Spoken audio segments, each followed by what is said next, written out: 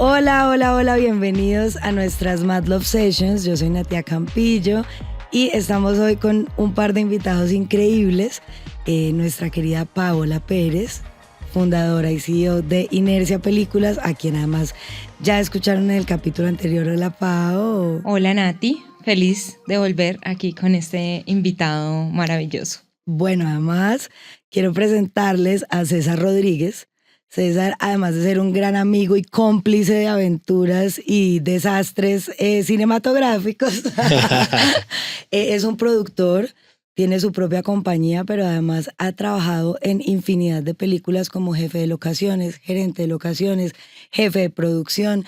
Y bueno, estamos aquí para conversar un poquito de nuestro Mad Love, de este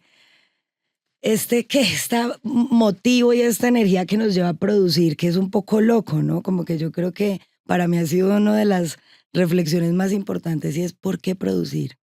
Y quería preguntarte eso, Cecita, como en qué momento tú encuentras un camino en la producción. Bueno, gracias por tener una conversación sentados, por fin, sin tener mil Si no, cosas no nos atrás. encontramos, ¿no? Sí, feliz de estar acá para hablar, tirar un poco de línea. Nada, yo creo que, bueno, hay un evento muy puntual, como una acción muy puntual para que decidiera hacer producción, y es que el mono Jaime Osorio, que en paz descanse, en mi primer rodaje de corto, mi primer corto, yo entré a ese corto como queriendo ser director de fotografía. Siempre quise ser director de fotografía desde que estudié cine. Y terminando ese corto, donde hice mil cosas, como siempre los que empezamos hacemos de todo. Empecé como asistente de arte, luego hice producción, luego hice asistencia de dirección y hasta doble de riesgo de John Alex Toro. Fue pucha, en esa peli me tocó hacer de todo. Era un corto de Juanpa Félix. Y ya al final, en la fiesta de fin de rodaje, hablando con el mono y pues con todos, el mono me preguntó como, bueno, ¿y vos qué es lo que querés hacer? Pues yo no, pues director de fotografía. Y pues como era él, me encendió de una, me dijo, vos sos huevón, ¿no qué? Vos sos un productor, el hijo de puta, tenés que mandarte por ese lado tal. Y yo, bueno, ya me lo dijo el papá del cine, entonces voy a creerle. Sí, él había leído, tuvo la lectura ahí como en él. No estuvo mucho tiempo de rodaje, pero los momentos que estuvo y tal. Y ahí fue cuando como que ya empecé a cambiar el chip, ¿no? Estaba todavía en un momento muy joven, haciendo de todo, como entrando al cine por ese lado, pero hice arte, hice luces, hice de todo, que después fueron herramientas súper buenas para pues, pa hacer producción. Y nada, me enamoré de ese voltaje y de ahí no me voy a salir. No sé, es mi Matlob, realmente. Hacer producción en cine en Colombia es estar loco. Quería preguntarte un poquito más sobre eso, ese Mad Love que tú reconoces desde ese lugar, ¿cómo podrías ampliar un poco más? Nada, yo creo que para uno, o sea, uno tiene que volverse loco, o uno se puede volver loco por las cosas que ama. Y en ese recorrido de producción, pues, todas las locuras que he cometido, como por ejemplo ir a lugares recónditos de este país, caminar, navegar, volar mi país, ha sido desde la producción. Y cada vez que pasa algo desde ese lado de la barrera, me enamoro más. ¿Sí? Desde tener mamás, papás, hermanos y hasta hijos en otras regiones que lo recuerdan a uno como con mucho cariño. Haber estado en una película de Juan Andrés, como que haber vivido un suceso de estar al borde de la muerte, de sentir de verdad me van a matar, me van a picar por estar buscando un espacio, pero salir de ahí a punta de amor y de mirar y de la locura, de compartir la locura con esos que me habían acorralado y tal, pues me dijo, esto es lo que hay que hacer en la vida. O sea, para eso está esta herramienta, ¿no? Cuéntanos un poquito más de esa anécdota, ¿cómo fue eso que te Es- acorralaron? ¿En dónde? Esa anécdota fue muy loca porque imagínate que me llama Jorge Botero a hablarme de esta película X500, una película bellísima a mi forma de ver. Y las primeras reuniones con Juan Andrés, que yo no lo conocía, él no quería soltar. O sea, yo siempre como que indago mucho al director y le digo, bueno, ¿qué es lo que necesitas? ¿Para dónde es que vas? Hablemos de la historia de la película tal. Y yo sentía que él no me soltaba una cosa que tenía adentro y le dije, pero ¿dónde quiero hacer la película? No, busquemos por arriba, por Buenaventura, busquemos por otro lado de Buenaventura, en la parte de la ciudad que está como más, digamos, civilizada. Hasta que se lo saqué y me dijo, bueno, yo quiero filmar en el Lleras, pero es que en el Lleras no puede entrar ningún blanco y no se puede y es un poco de violencia tremendo, es la casa, pues, la casa de las casas de pique para esa época.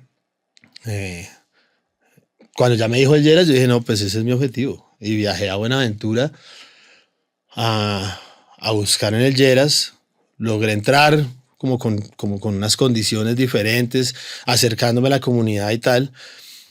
Logramos cuadrarlo del Lleras después de que por fin me pude entrevistar con la persona más peligrosa que le dicen la P allá, que resultó siendo pues un negro hermoso con una mirada y una sonrisa increíble, donde yo tuve una lectura de a la gente se puede mirar a los ojos y hablarle, y le conté todo cómo era, cómo iba a ser la película, que de hecho pues era hablar un poco de ellos también y de ese reclutamiento de menores y tal. Eso fue una historia pues como súper difícil porque siempre estaba vigilado, o sea, todo lo que yo hacía en Buenaventura sentía que alguien me estaba mirando y tal, y él me había hecho una advertencia de, sí, como de no se ponga a fumar porro por ahí, no le ofrezca nada a nadie, tal, y yo guardando esas como condiciones, logré entrar allí e hizo falta una locación muy importante. Y como ya había entrado como en confianza, empecé a caminar por otros barrios de Buenaventura, de Bajamar, y terminé entrando a Piedras Cantan, solo llevado como por la belleza del lugar y por la ambición de tener la película en los lugares que necesitaba. Y cuando ya estaba muy adentro de las cuadras del barrio me di cuenta que la había cagado porque no había preguntado por nadie ni por nada, me sentí muy tranquilo, muy confiado, y de un momento a otro me rodearon 13 niches el mínimo tenía 1,70 y de ahí para arriba todos gigantes, y me empezaron como a llevar hacia un borde, hacia un muelle, como diciéndome, ¿usted qué? Venga, camine, vamos, tal. Y yo no tenía opción. Cuando caí en cuenta de lo que había hecho y que la había cagado, dije, no, me van a matar acá. Y me paré durísimo, no sé cómo, y les dije, bueno, maricas, ya no, dejen de empujarme y de acosarme, que vengo a proponer algo interesante aquí para el barrio. ¿Con quién es que hay que hablar? Pues, y justo 2 horas antes yo había hablado con alguien de la alcaldía, pues que no era de gobierno, sino que era de una comunidad que venía a hablar con ellos, y saqué el nombre del man y le dije, llamemos a este man, y ya, y saben quién soy yo y listo. Y así pude salir del hueco, o sea, yo estaba ya en un momento donde me temblaba todo, tenía pues las huevas en la garganta y no sabía qué hacer hasta que pude reaccionar, y pues tocó sacar como otro tipo de castas y empezar a hablar más calle y empezar a tirarles otra línea y pararme duro de otro lado. Y justo apareció borracho, el man con el que ya habíamos hablado. Me reconoció por la pluma y dijo, no, déjenlo quieto y tal, y ya empezamos a hablar, a tomar biche y a embrutecernos el licor, pero era la única forma, yo no podía decirle que no a un biche ahí en ese momento, venga a ver, cuente qué es lo que va a hacer, y bueno, terminó pasando eso. Me acordé, después hicimos Somos Calentura juntos y me acordé que César me fue a recoger para llevarme a Piedras Cantan a ver al maestro Audilio. Y yo salí con mis gafas de sol, así como, pues porque es que obviamente en Buenaventura hace mucho sol. Y César me dice, no, primero que todo sin gafas. Y a mí me pasó, y me montó en el taxi y me empezó a contar toda esta historia en el taxi mientras íbamos para ese lugar. Y yo decía, juepucha, ¿en qué momento? Y ahí como que estoy muy de acuerdo con César, como que en qué momento uno se tiene que volver tan loco para arriesgar su vida y por contar una historia, ¿no? Y me acordé de eso y me acordé también como del día que conocí a la P, porque yo tenía en mi cabeza como la imagen de un monstruo terrible, y cuando lo conocí fue como, pues pucha, o sea, este man podría ser mi hermano perfectamente, o sea, como el fenotipo, o sea, como era un man que, sí, perfectamente yo veía ahí a mis 2 hermanos como si estuviera hablando con ellos. Entonces, también yo creo que eso lo lleva a reflexionar a uno en todo esto que hace de esa humanidad que hay detrás de cualquier persona, haga lo que haga. Sí, eso es muy loco, por ejemplo, que yo ahora, o siempre, hoy en día comparta, digamos, una amistad, le podemos llamar así, con alguien que me llama de Navidad, a decirme feliz Navidad, manito y tal, entendiendo que es un asesino, entendiendo que es alguien que está que a través de su práctica comete varias cosas muy malas, pero darme la oportunidad de entender y de convivir con esas dos cosas, ¿sabes? Eso para mí es re loco porque, claro, yo no estoy de acuerdo. Yo le decía a él después, en un cumpleaños de él, muy bizarro también porque era un lugar lleno de armas y vainas, y yo le decía, hermano, deje de matar, ¿sí? Como ya en una confianza como, parce, eso no nos va a llevar a ningún lado. Y él abrió sus oídos y su corazón para escucharme y no sentirse ofendido. También es como la forma en que uno desarrolla esos sistemas de diálogo. Y me contestaba, hermano, no, todo bien, hasta ahí, no se meta. Yo ya, por ejemplo, en la película de Juan Andrés, ellos pararon la actividad 3 semanas, que eso es mucho. Y nosotros pudimos rodar tranquilos porque él hizo un compromiso conmigo y yo con él y con el barrio.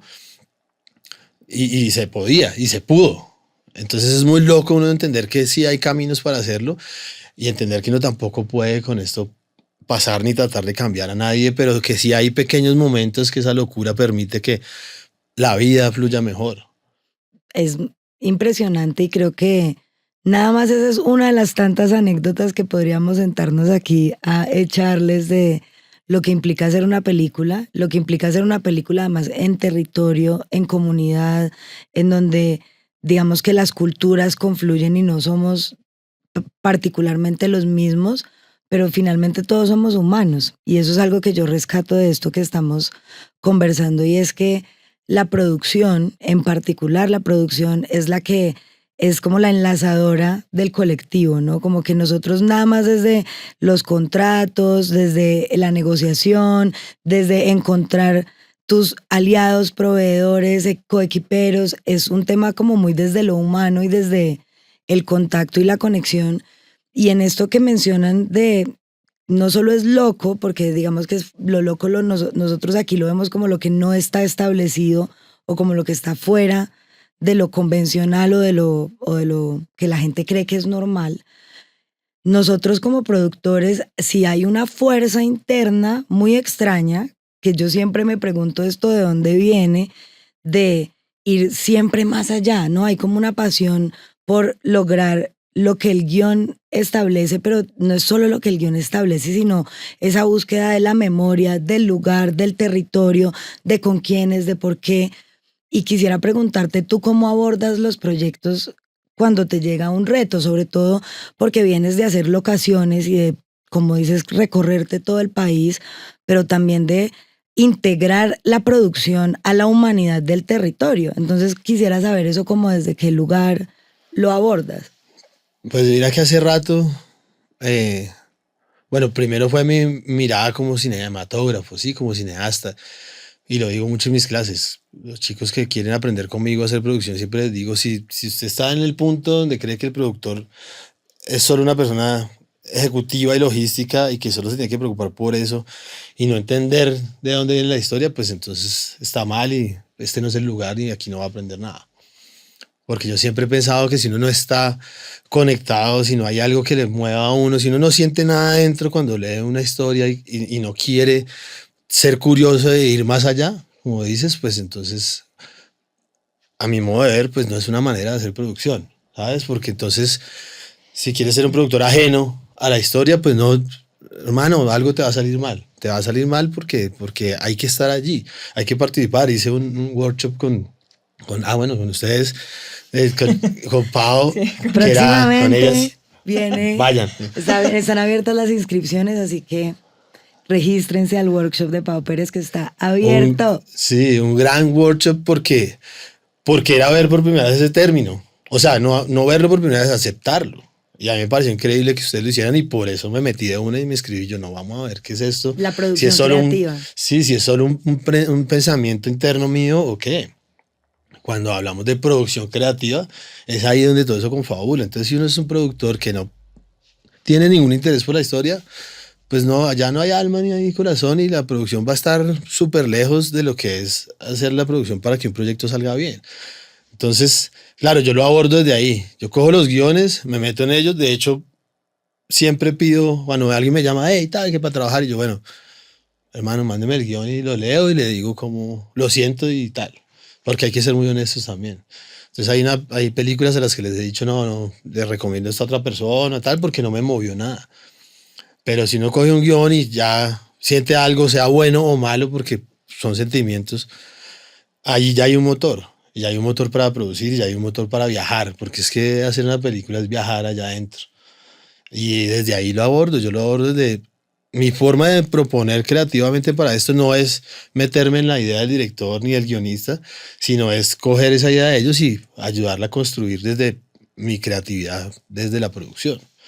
Entonces, creo que no hay otra manera diferente de abordar con amor un proyecto si no es conociéndolo y profundizando allí. Ya, porque sí, la creatividad es el motor más grande. Y yo creo que eso es lo que a personas como nosotros también nos conecta, ¿no? Porque hay algo muy lindo que de lo que me gustaría que hablaras también un poquito, o que así lo siento yo, y es que no solamente se cuentan las historias, no solamente se conecta con el público, no solamente se conecta con la comunidad, sino que nosotros creamos unas relaciones muy sólidas a través de esas historias, de esa creación, de ese amor con el que las abordamos, y por eso nos volvemos amigos y por eso volvemos a trabajar juntos y por eso como que creamos o hemos tratado en este país o pues en todos estos años, vos nos llevas como una delantera en muchas cosas, de construir esa comunidad como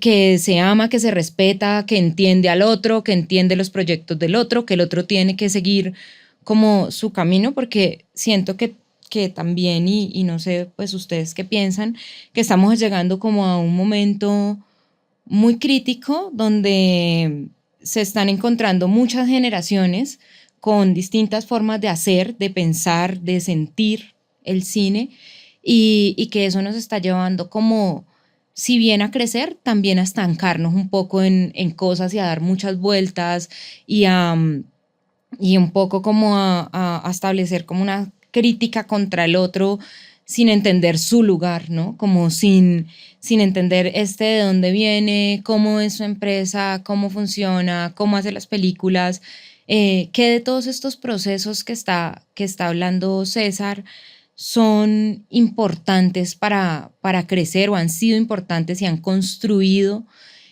una cinematografía, un país que hoy por hoy tiene una cinematografía y una historia que contar. Entonces yo, pues como apelando también a lo que son estas Mad Love Sessions, pues como hablar de eso, como ves vos que nos hemos construido durante todo este tiempo y como en qué momento estamos. Hay algo súper poderoso e importante y es que hablando de, digamos, de generaciones y desde donde venimos, desde cuando la nuestra empezó a ser una generación del cine también, obviamente yo respeto todos nuestros ancestros y todas nuestras vacas sagradas y de ellos aprendí mucho. Pero empezó a transformarse un montón de cosas en esto y es eso, tener humanidad, ¿no? Porque antes el cine de Colombia, dado a su dificultad de rodar y de lo jodido que era hacer cine y sacar billete y tal, eso creaba unos universos de estrés y de jerarquías y unas cosas re locas que abrían la puerta para el maltrato y para ofenderse y para imponerse a punta de elevar la voz y entonces lo tengo que regañar, pues lo regaño delante de todo el mundo y grito y puteo y tal. Y eso ha venido cambiando, quedan por ahí unas esquirlitas, obviamente, porque hacer esto también genera unos momentos de estrés, pero creo que nosotros y la forma en que hemos empezado a confabular y a congregar es desde ahí. Se empezó a tener como un respeto diferente. No solo respeto por la obra, ¿sí? Sino respeto por el humano que está haciendo la obra, porque eso es lo que no existía antes. Antes era, esta es la obra de tal superdirector, genio, talentoso y tal, y tenemos que hacerla como el lugar, porque esto tiene que salir. Sin importar poner en riesgo la vida, el bienestar, las horas de sueño. O sea. Exacto, y eso hace parte de la locura de hacer cine, ¿no? La locura de hacer cine, pues esa es la primaria, ¿no? Llevar a la realidad una historia en papel que les nació en el corazón o en el abismo o en el odio o en el amor de un creador. Y eso se nota, uno lee un guión y ahí está su autoría y ahí está sus sentimientos y su sensibilidad y tal. Y a veces las obras tienden a irse hacia allá. Pero tiene que haber alguien que lo regule. O sea, tiene que haber un estabilizador de corrientes que ayude a que eso fluya. Entonces, uno va por ahí en el camino y se empieza a encontrar con personas como ustedes, ¿cierto? Que uno dice, bueno, podemos hablar de esto serio y desde el amor y desde el respeto.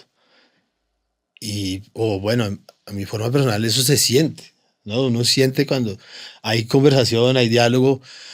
A mí no me gusta usar la palabra jerarquía, pero es lógico y se entiende que hay como un ordenamiento para que todo fluya y hay alguien que tiene más conocimiento y más control del universo general y otros que tienen unas funciones que cumplir desde ese esquema escrito. Pero si eso fluye así, como con cariño y sobre todo también eso se empezó a dar porque hay más profesionalismo. Así tengamos todavía muchas personas que lo hacen como histriónicamente o por impulso, algunos de los cargos, que está bien porque también el cine es eso, pues hay mucha más gente entendiendo la historia y entendiendo la base. Yo creo que, por ejemplo, a mí me pasaba que yo era como muy curioso y, o sea, en películas le ayudé a las vestuaristas, se dañó un vestuario, pero eran tres y entonces toca esto matizarlo y toca esto coserlo y tal, y aprendí, pues apliqué lo que mi mamá me ha enseñado de tejer y coser, y cosíamos chalecos de cuero, he hecho tercer boom, porque los sonidistas, uno habla con ellos y les dice, bueno, mano, ¿qué pasa? Esto es una escena con 13 personas en una mesa, si necesita ayuda, aquí estoy, confía en mí porque yo sé de esto, y he hecho tercer boom en películas oficiales, o sea, no es como vamos a hacer una parche entre amigos y haga usted el boom, no. Es como en gente de bien, esa escena de la finca de todos ahí hablando, pues, mano, el man necesitaba una mano más y yo en La Sangre y la Lluvia, Pipe Rayo y Guillermo me decían como necesitamos un micrófono para las ruedas del llanto del carro en el momento del accidente. Y yo, hágale, aquí estoy, pues ya tenemos todo listo, vamos a ayudar. He hecho asistencia de dirección, he hecho, pues las luces siempre me gustaron pues desde mi universidad y como que siempre trato de activarme ahí y eso ha servido mucho para poder hablar en el mismo lenguaje con todos los demás departamentos, que es lo que pasa siempre. El desconocimiento de lo que tú haces o de lo que el otro hace es lo que lleva a que haya conflicto, porque entonces si uno no se pone en la posición de, oiga, de verdad es que el sonidista necesita para esta escena que no tengamos un tractor al lado. Pensémoslo desde la concepción y desde la búsqueda de las locaciones, que eso no pase, para evitarnos un estrés y además intentar hacer magia ahí sobre la marcha, ¿no? Pues todo lo que se pueda prevenir. Y eso solo es conociendo el oficio de los demás. Es una invitación que yo hago siempre a mis alumnos. Vuelvo allí y les digo, hermano, no se queden solo con que usted quiere ser productor y ya. Investigue qué hace el script, investigue cómo hace el script, investigue qué hace el fotógrafo. Siempre sin obviamente meterse en el rancho. Aunque todos los demás cargos sí sienten permiso de meterse en el rancho de uno. Sí. ¿Sí? Todos los demás sí dicen, ¿y por qué no mueve mejor esto así? ¿Por qué no ponen la comida allá y tal? Y no es ¿Por qué como... está montado en un carro tanto tiempo? Exacto. No, a mí me parece increíble. No, pero iba a decir que yo personalmente también creo que, o sea, que si bien la hiperprofesionalización ha servido para entender muchas cosas, también le ha hecho un dañito al cine, yo creo, como al cine que nosotros estamos en capacidad de hacer, porque no permite que la gente tenga esto que tiene una persona como César o como yo, que hay películas donde tuve que ir a hacer el casting, hacer las locaciones, hacer no sé qué, todo con el director porque no teníamos más manos o no podíamos llegar hasta ese lugar con mucha gente o por mil cosas sin tener esos cargos oficialmente. Pero eso nos permitió también tener como una visión mucho más amplia de las historias, del territorio, de la relación con la gente, de muchas cosas. Y siento que ahora esa hiperprofesionalización no permite eso. Como que no permite que tú le corras la silla al otro porque, pues pucha, si se la mueves, entonces no, yo no trabajo en producción, ¿no? Y es como... Y ahí esa humanidad como que entra a ponerse en una cuerda floja porque estamos perdiendo ese contacto con otras cosas que enriquecen las películas o las series o lo que sea que estemos haciendo. Yo creo que igual hay un gran aprendizaje y un gran recorrido. Y creo que en ese proceso, más que de hiperprofesionalizarnos, porque sí hay unos procesos de services muy rigurosos y Colombia ha traído unos proyectos a unas dimensiones altísimas en donde hemos tenido que dar la talla como colombianos ante crews extranjeros que llevan rodando películas por años. Y creo que ese proceso lo que nos ha traído es aprender muchas cosas, pero hoy en día yo siento que estamos en esa búsqueda del equilibrio, ¿no?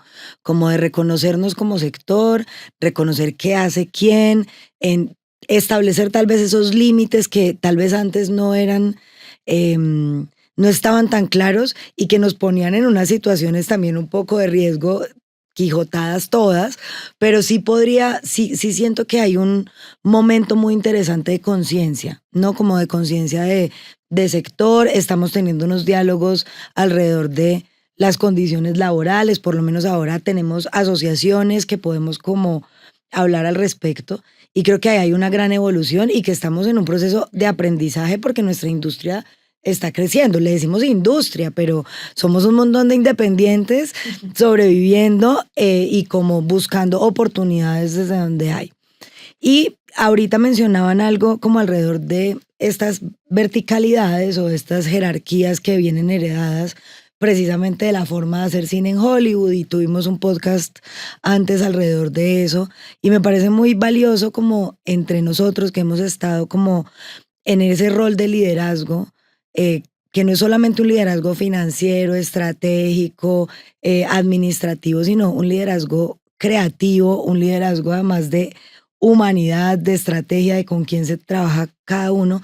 Y es esa responsabilidad que tenemos y que inevitablemente sí hay unas herramientas que como productores tal vez no hemos tenido o que hemos adquirido en el tiempo, ¿no? Como, ok, a la hora de enfrentarnos, cuando es uno el que firma el contrato, ¿no? Ahí empieza uno a decir, bueno, yo soy el responsable o la responsable de todo este circo, ¿no?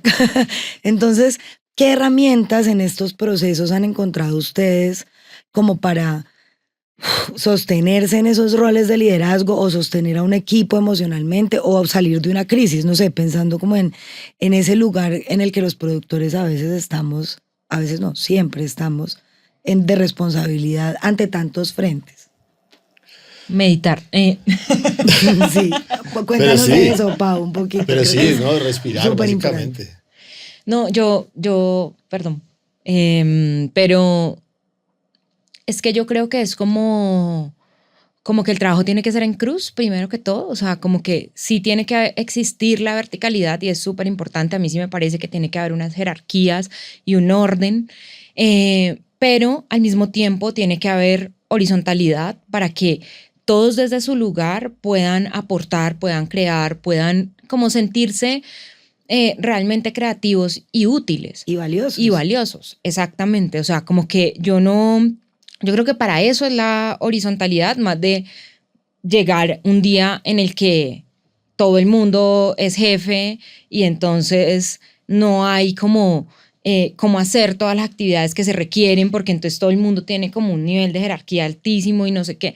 Yo creo que eso no es la horizontalidad. Entonces, yo sí creo que es como un proceso en Cruz. Yo creo que el diálogo el diálogo es como súper importante. Yo creo que uno, cuando llega a esas crisis con un equipo que está consolidado, que es fuerte, que se quiere, que se entiende, que ha entendido que va como remando el barco para el mismo lado, pues las crisis se enfrentan de una mejor manera. Y de verdad, pues meditar. O sea, yo sí creo que, y tengo como una anécdota que es muy chistosa porque la line de una de las películas que hicimos hace como 2 años, estaba muy preocupada porque no entraba la plata de un fondo, no sé qué, había que hacer unos pagos y toca mi cuarto, entra y yo estoy así con una sonrisa de oreja a oreja y me dice como, ¿entró la plata? Y yo, no, estaba meditando, ¿no? Como que estaba buscando mi momento de paz porque igual yo no tenía en mi cuenta bancaria toda la plata que necesitábamos, no tenía una solución, sino esperar. Y creo que pues eso es el cine también, ¿no? Como ese arte de esperar a que muchas cosas pasen, a que el clima pase, a que las emociones pasen, a que encontremos la locación soñada, a que encontremos el actor soñado. O sea, es como, tenemos que aprender de eso, de tener paciencia y de tener respeto por el trabajo del otro y amor infinito por lo que estamos haciendo. Sí, no, de acuerdo, para mí las herramientas son como estudiar, escuchar y entender, ¿sí? Como es todo lo que has dicho, porque una vez Rubén Mendoza haciendo una película me dijo, hablábamos de eso, como de qué hacemos si algo pasa. Y él me decía, pues hermano, hay que abrir las manos, si llueve, yo ¿por qué voy a pelear contra lo que la naturaleza está diciendo? Abramos los brazos y agradezcamos y trabajemos en pro de eso, ¿sí? Y estudiar, porque si uno, pues estudiar no me refiero netamente a la fórmula formal de ir a una universidad y tal, sino estar todo el tiempo preguntándose qué hacen los otros para poder entender dónde está la preocupación o la solución de lo que se ponga en el camino. Y así ya cuando yo tengo en mi cabeza cómo funciona, pues escucho. Si alguien llega, porque siempre le llegan a uno, ¿no? Como con una afán y una ansiedad y tal, y uno es, pues claro, eso puede estar pasando porque pues, esto y esto. Entonces ellos dicen, ya hay una recepción de esa otra persona. Esa es una herramienta súper valiosa, estudiar y entender qué es lo que está pasando con todos. Y la que más funciona, que aprovecho y hago como hincapié en eso siempre, y es a veces nos dejamos llevar por la ansiedad y la velocidad de lo que un rodaje manifiesta, ¿no? Y entonces dejamos a un lado estudiar lo que va para el otro día. Entonces, claro, si tú no terminas un rodaje, por más mamado que estés, y haces la tarea de estudiar el plan de rodaje el siguiente día, seguramente vas a llegar a encontrarte con sorpresas porque no sabes qué es lo que va a pasar. O no lo tienes por lo que sea, por estrés o por preocupaciones o porque tenías otras 1000 cosas que hacer. Pero pues hermano o hermana, échale un ojito a lo que va mañana para que sepas el sonista por dónde puede necesitar algo o el script por dónde puede necesitar algo, ¿cierto? Que es como... Es una conciencia como Claro. muy amplia de todos los procesos y Entonces, cada uno a su nivel y a su escala, ¿no? Pero mucha conciencia del resto. Claro, y la invitación es, claro, aquí estamos hablando desde nuestro punto de vista como productores, pero la invitación es para todos. Haga conciencia de todos, de lo que necesitamos todos para el proyecto y verá que nos vamos a encontrar, vamos a tener puntos de encuentro, vamos a llegar a momentos donde, claro, es así. Y todo va a bajar y vamos a tener tiempo para meditar. Total.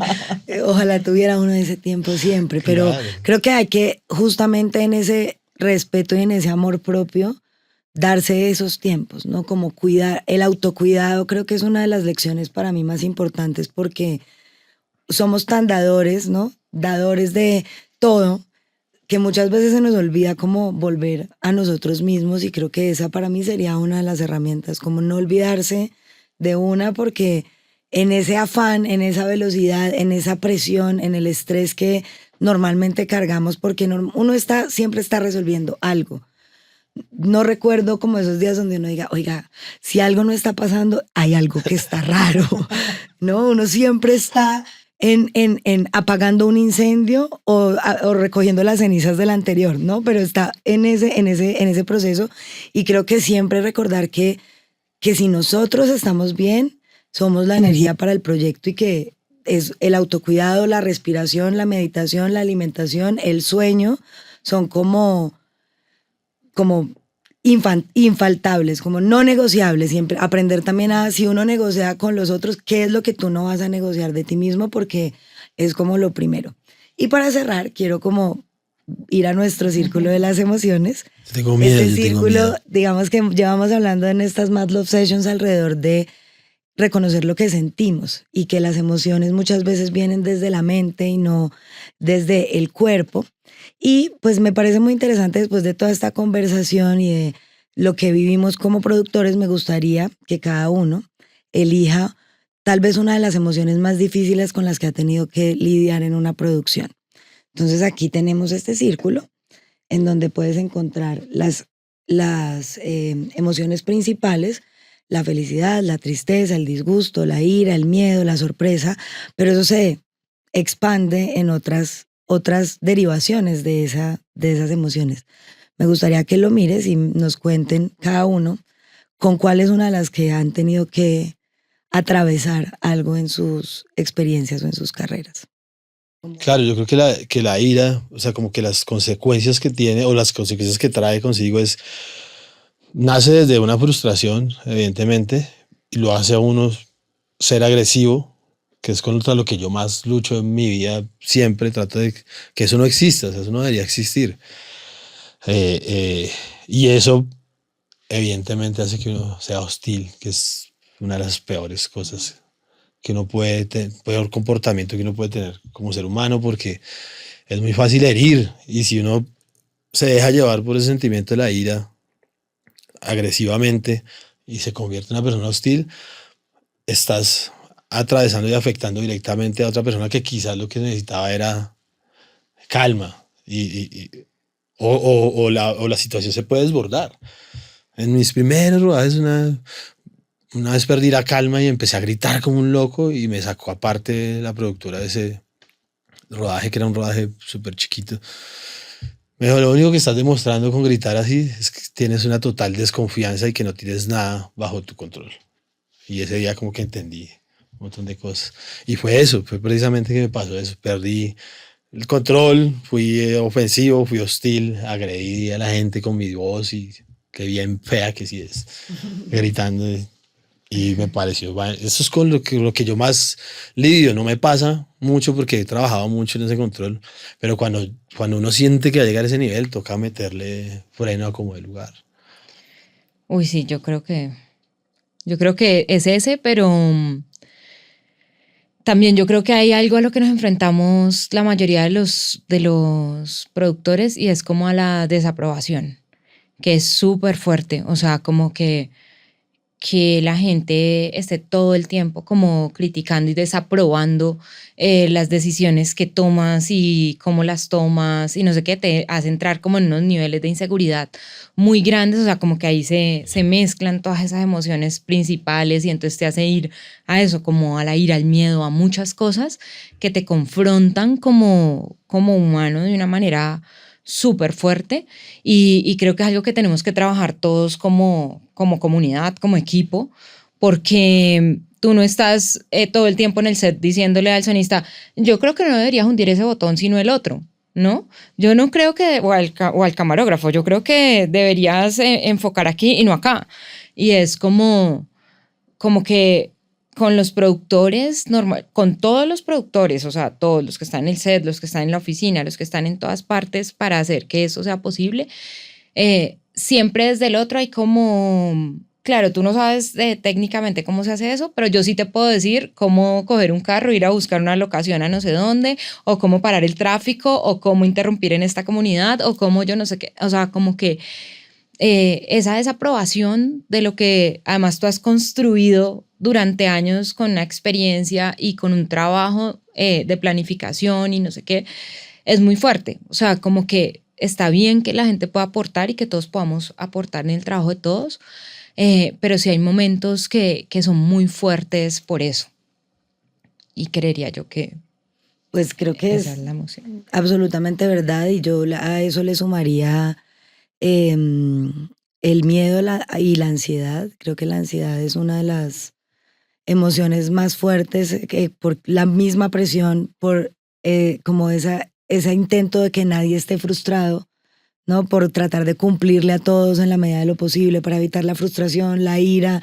Y creo que ese es un camino de aprendizaje que tenemos todos y todas. Y en esos momentos de reconocer, creo que es lo más importante, no es decir, es que no quiero que esté, es que al final eso somos, ¿no? Es reconocer que somos mad y somos love y que cuando viene el mad, pues hay que empezar como a respirar y reconocerse y cada vez ser más eficientes en atravesar esa emoción sin dañar desde la conciencia propia. Pero creo que es muy interesante y es una invitación también a quienes nos escuchan y nos ven, que tal vez no solamente de la industria cinematográfica, sino que se ven enfrentados a esas emociones, pues que las reconozcan y no tengan miedo de enfrentarse a ellas y sentarse con ellas y reconocer, y cuando hay que como sanar, recuperar, cuando de pronto hubo ya un desborde emocional o hubo una agresión o una hostilidad, también reconocer que desde el diálogo y desde la humanidad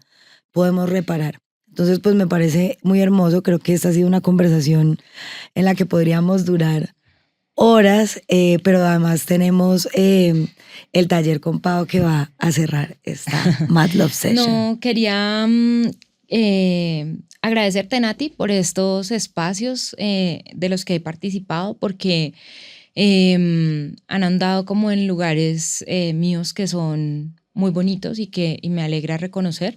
Y también quería aprovechar que está César aquí para decirle que gracias por habernos precedido en muchas cosas y que su energía poderosa nos ha tocado. Como somos muy amigos, no hemos hecho muchas cosas juntos, pero como que el trabajo de César me ha atravesado, me ha enseñado, me ha guiado. Y yo creo que es lindo no olvidar y no desconocer esas cosas que nos inspiran de los demás y que nos ayudaron a crecer y a enfrentarnos a lo que hacemos. Entonces, eso, decirte que te quiero. No, yo también, gracias. Gracias a ustedes también, mucha inspiración de ambos. Creo que los admiro, los quiero, me siento profundamente privilegiada de contarnos en la vida y creo que agradezco mucho este tiempo, su sinceridad, su honestidad. Espero que sigamos encontrándonos en el camino. No espero, estoy segura que seguiremos encontrándonos en el camino y que esta conversación sea la semilla de todos quienes nos escuchan y que resuenan con esto de producir y de crear y de entregar su vida al cine desde un lugar un poco más consciente, ¿no? Y que se inscriban al taller para que profundicemos en otras cosas. Eso del taller fue hermoso y quiero aprovechar, pues primero agradecerles porque yo las considero también maestras, además, como es muy difícil uno encontrarse gente que de verdad copia con esto de hacer las cosas con amor, ¿sí? A pesar de que lo que cargamos es gigante y nos puede volver ansiosos y es una responsabilidad inmensa. Y yo pues llevo muchos años haciendo esto desde el set, ¿no? Haciendo películas, muchas desde el set. Y hace rato también vengo pensando en lo que quiero hacer de mis historias propias con mi socio. Y tenía ese gran hueco y un gran vacío de entender cómo se hace la producción desde ahí, porque no había estado allá, pero tengo una necesidad inmensa y desde el mismo amor y desde esta misma locura de hacer mis películas. Y pues haberme encontrado con el taller de Pau fue muy poderoso porque entiende uno que hay varias cosas que encajan, ¿sí? Y que uno no las puede leer antes porque está solo en una ejecución y en una ejecución y en una ejecución, pero la gestión y el diseño a través de la producción creativa es una herramienta demasiado poderosa para uno terminarse de completar, ¿sí? Hay que estudiar y escuchar desde ahí, porque ese por ejemplo, del pedazo, yo soy muy amigo de los productores que me contratan y trato de oírlos y tal, pero quizás allí me faltaba más entenderles su proceso y entender por todo lo que pasan para poder hacer realidad algo. Claro, ellos le tiran a uno el incendio prendido después de que trataron de atizarlo, ¿sí me entiendes? Y cuando uno no entiende por qué ese incendio está tan grande o está tan medio, pues ese taller a mí me sirvió para entender que la producción creativa de verdad tiene que ser una base para que todo empiece a salir mejor. Y quiero además contar un poco más porque está siendo muy modesto. César ahora tiene su propia compañía que es Vaya Films con su socio Álvaro, y creo que a partir del taller Álvaro, que también era su socio de gerencia de producciones, ambos empezaron a abrazar su Mad Love, ¿no? Álvaro escribe y dirige una película llamada Un coyote al lado del camino. Al final del camino. Y César asume el rol como ya productor de esta película. Toman el taller de Pau, pero además han tenido una trayectoria preciosa, han sido seleccionados en encuentros, han recibido premios y están en este proceso de hacer su primera película ya cada uno en unos roles de producción y dirección, y creo que es un regalo verlos crecer y verlos cumplir también sus propios sueños desde ese lugar. Así que chapó por Un coyote al final del camino, al que pendientes porque seguramente en salas Sí, va a está estar muy Alvarito ahorita en pronto. Cine Qua Non. Acaba de terminar. Imagínate, y Súper han tenido un hermoso. proceso precioso y también es la invitación a migrar hacia los sueños, donde sea que estén, ¿no? Y bueno, pues creo que tenemos ya muy poquito tiempo para seguir, pero me encantaría quedarme acá. Gracias de nuevo, gracias. Gracias a quienes nos ven y nos escuchan. Estas son las Mad Love Sessions, una iniciativa de Mad Love e Iman Music. Nos pueden ver en Spotify, en YouTube. Y recuerden que las inscripciones del taller de Pau están que se cierran, poquitos cupos, así que apliquen para que no se pierdan esta experiencia tan profunda. Gracias y nos vemos pronto.